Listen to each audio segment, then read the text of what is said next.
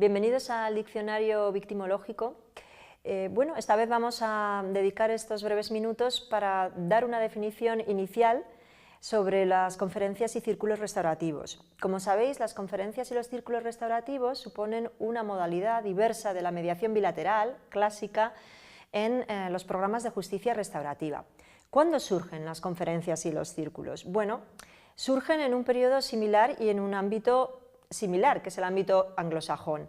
Las conferencias surgen, aunque pueda haber precedentes anteriores, en Nueva Zelanda. De alguna manera es muy interesante la evolución porque aunque había habido unos proyectos anteriores, se convierte en ley, una ley sobre justicia juvenil que se promulga en 1989, y la idea de favorecer el realizar conferencias restaurativas como respuesta generalizada, ya no excepcional, sino respuesta generalizada a los menores que puedan haber cometido delitos, es una idea que nace del hecho de la sobrerepresentación de la comunidad maorí en el sistema de justicia penal, en este caso juvenil, pero también sucede en adultos. Esto es algo que sucede en numerosos países, como veremos, esa sobrerepresentación de las minorías étnicas, de las minorías indígenas.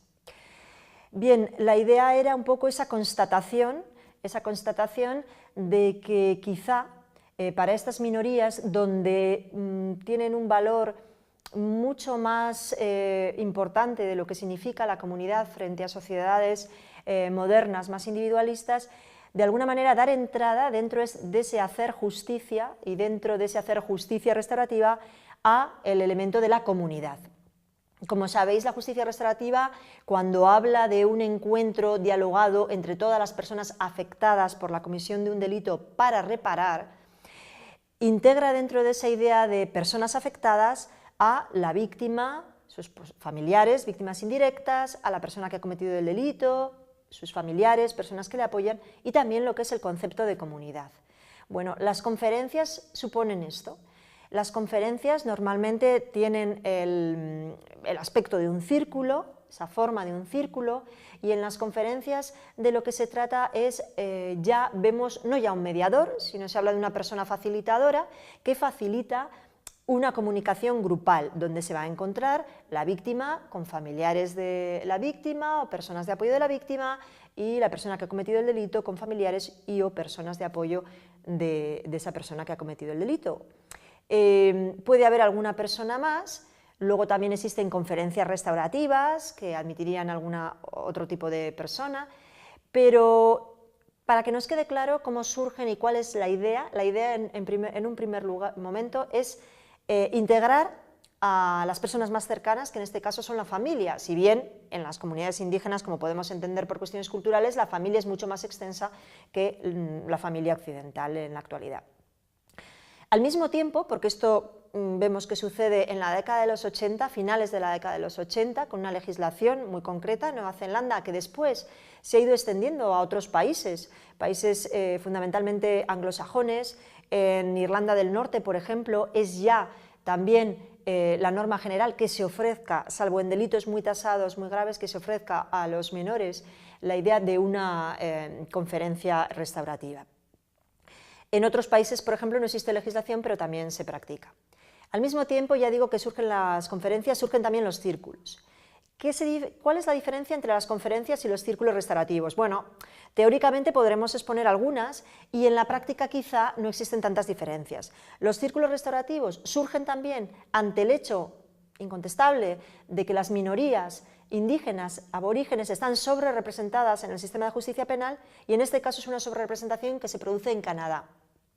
Un juez, Barry Stuart, se da cuenta precisamente de cómo están continuamente en un circuito de entrada y reentrada dentro del sistema penal.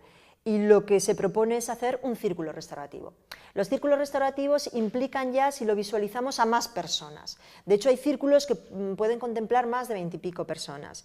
Y allí tendríamos no solamente a víctimas y ofensores y sus familiares, sino también personas representantes de la comunidad, además de profesionales.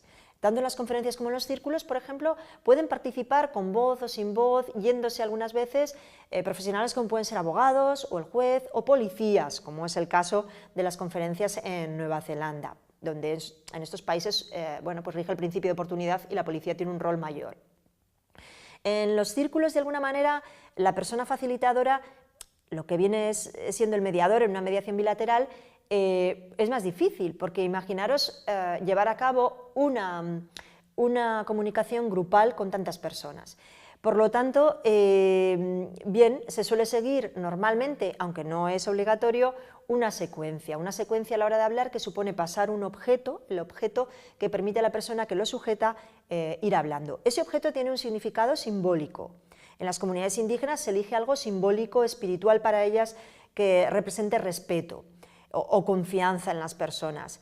En Occidente, en los círculos que se han ido desarrollando, tanto en Bélgica o en Alemania, en el ámbito anglosajón, en el mundo occidental, etc., o en países también del este, pues la persona facilitadora ha escogido algún tipo de objeto que puede ser intrascendente, como puede ser una pelota de estrés que se pueda pasar fácilmente, o puede ser algo que signifique algo simbólico, ¿no? Dentro de esa idea de que los círculos representan algo espiritual o quieren llegar algo más a la idea de ese vínculo espiritual entre las personas.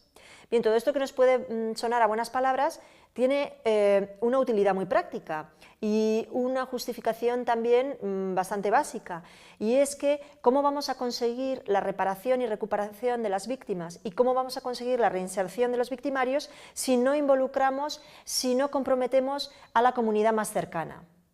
Entonces, esta es la gran ventaja, la gran potencialidad y la gran dificultad y complejidad de llevar a cabo los círculos, y es que, de alguna manera, se pretende que las víctimas y los victimarios se sientan acompañados en sus procesos respectivos, que en este caso se unen, de recuperación, reparación para las víctimas, reinserción para el victimario.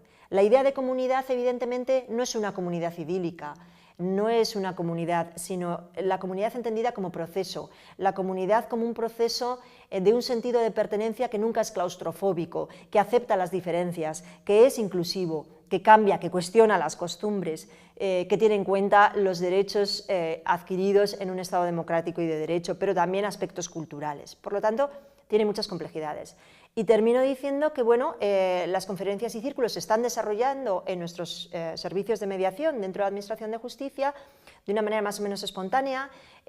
Cataluña lo está desarrollando de una manera, vamos a decir, más programática, sobre todo en menores, pero también en adultos, y el Gobierno vasco también tiene un interés particular en que dentro de este nuevo diseño de los servicios de justicia restaurativa para el año 2017 y siguientes se puedan desarrollar más conferencias y más círculos. Muchísimas gracias.